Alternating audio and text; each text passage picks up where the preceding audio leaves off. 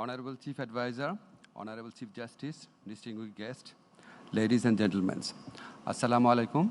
It is actually a great privilege and honor for me to address this audience, very impressive audience, and to speak in front of our Chief Advisor, Nobel Laureate Dr. Muhammad Yunus.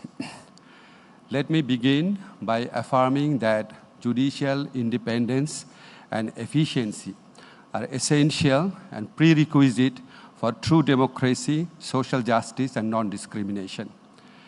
And in fact, these are the principles for which our young generation and students, they fought and sacrificed during the glorious July Revolution in 2024.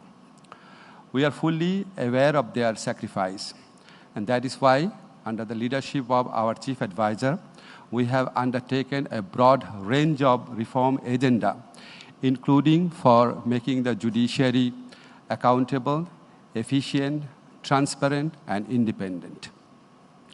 I would just highlight two key areas. First is reforms in the subordinate judiciary and the reform agendas in the higher judiciary or in the Supreme Court.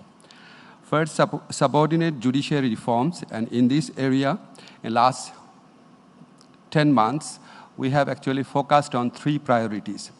Number one is speedy and low-cost justice delivery, and for that we have done transformative amendment of the Civil Procedure Code and Criminal Procedure Code, including for affidavit-based examination of witnesses, digital service of summon, and strengthening procedural safeguards during arrest and interrogation in criminal cases. Our second priority is to address the problem of backlog of cases in the judiciary. And we have undertaken a number of measures. Just today, we have passed an act for improving the legal aid service to the people of Bangladesh. And we have made provision for mandatory mediation, and we have made provision for strengthening the legal service provided by the government of Bangladesh.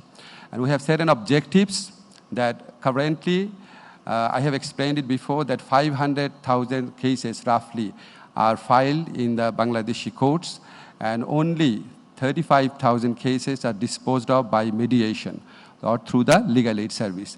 So we have set an aim for us that we are planning that through the strengthened legal aid service, we could at least dispose of 30% of the cases before it enters into the court premises. Our third focus is on establishing or strengthening accountability. That's why we are collecting wealth statement of all the, we have collected wealth statement of all the judges, and we have made a centralized judicial staff recruitment process, and we are also planning to improve the curriculum of the judges, curriculum for the judges. And among other initiatives, we have actually made recommendation for the withdrawal of nearly 12,000 cases. And those cases were politically motivated and passed to suppress and filed to suppress the opposition. The second one, we have made amendment to important legislations, for example, the Cybersecurity Act and the Women and Children Repression Prevention Act. We have also digitalized marriage, divorce deeds, and bail bond process. But the central theme and the more important theme, in particularly for our Chief Justice, is establishing a separate secretariat for the Supreme Court.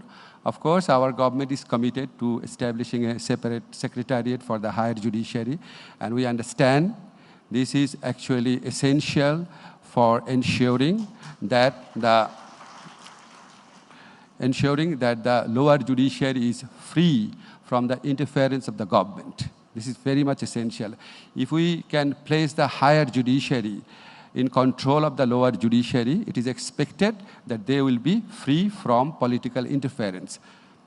But before that, I think, my personal belief is that before that, we have to first ensure that the higher judiciary itself is immune from political interference.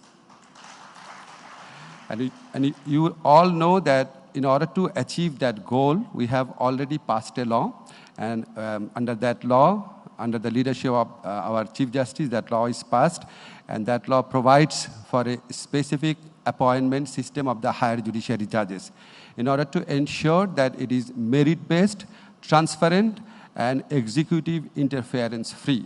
So this is only a first step. But in order to fully achieve these objectives, some other additional measures have to be taken, in my opinion.